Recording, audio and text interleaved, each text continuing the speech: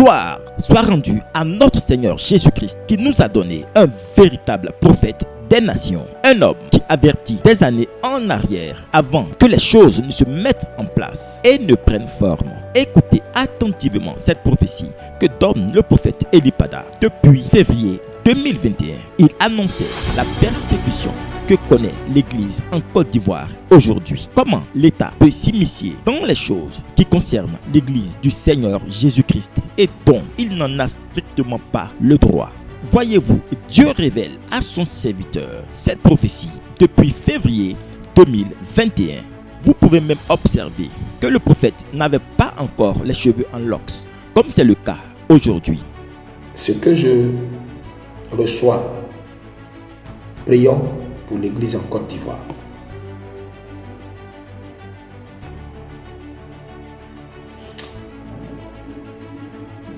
Il y aura une persécution qui va s'élever contre l'Église en Côte d'Ivoire.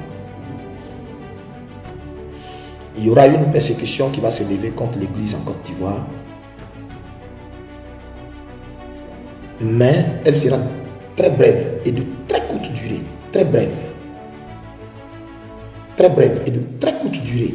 Je répète, il y aura une persécution qui va s'élever contre l'Église en Côte d'Ivoire, mais très brève et de très courte durée. Très courte durée.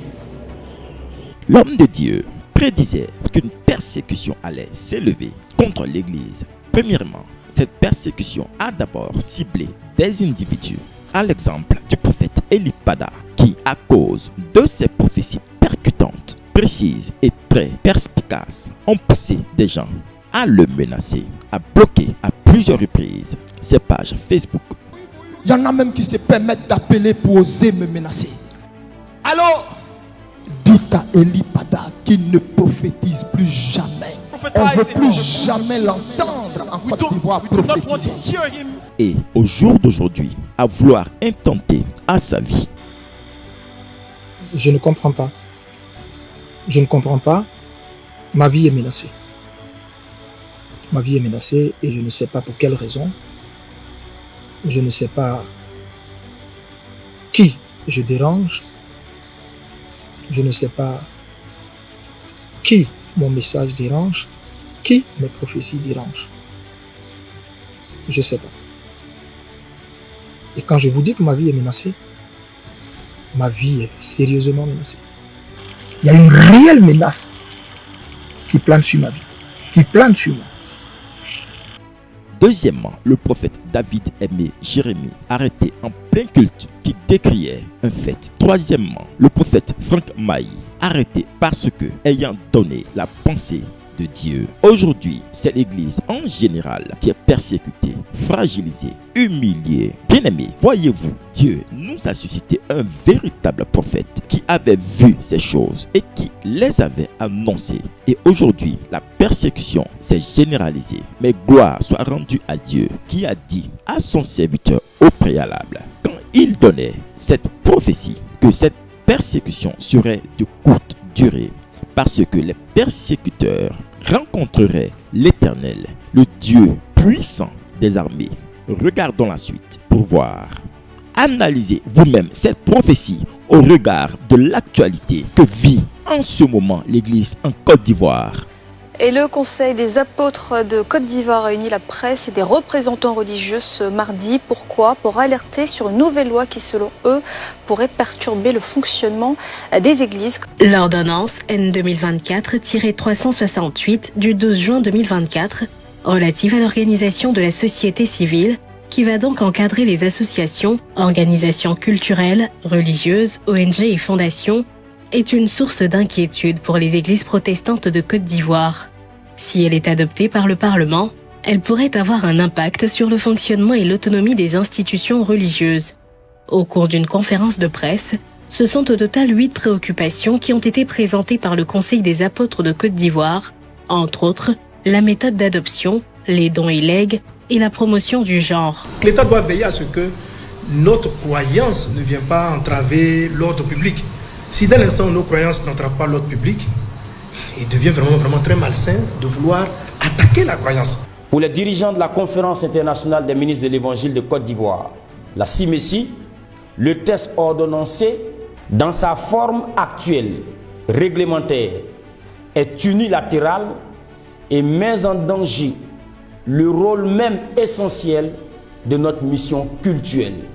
En l'article 30, qui impose la notion du genre pour les églises que nous représentons, la notion du genre porterait à confusion si elle n'est pas expliquée ou explicitée, pour éviter que nos églises évangéliques ne soyons pas contraints à expliquer des orientations liées au mariage ou au sacrement en total désaccord avec notre croyance qui n'admet que deux sexes, le mâle, l'homme, la femelle, la femme.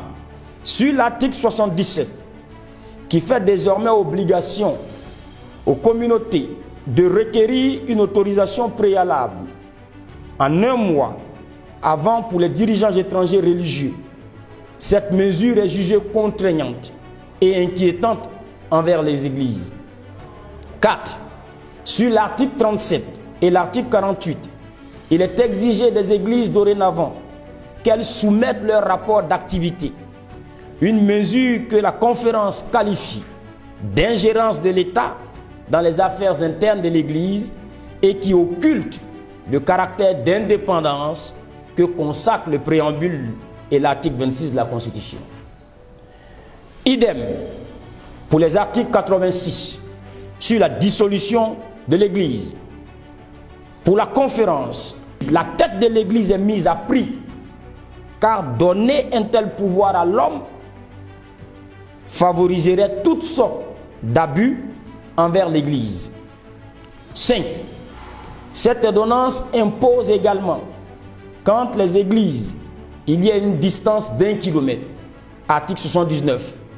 Pour la conférence, qu'est-ce qui justifierait une telle règle? 6. Sur les dons et legs de l'Église, en son article 32, l'ordonnance prévoit de déterminer les conditions de financement par décret.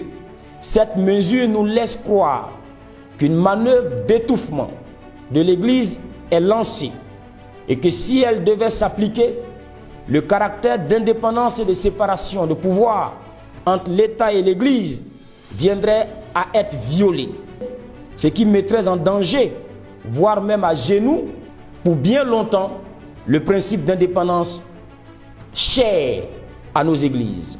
Dieu avait annoncé par la bouche de cet homme des années en arrière ces choses.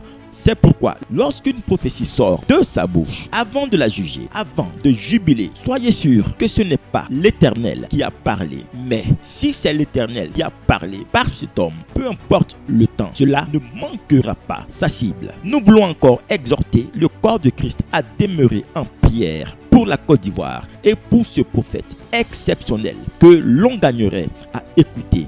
Que Dieu vous bénisse. Shalom.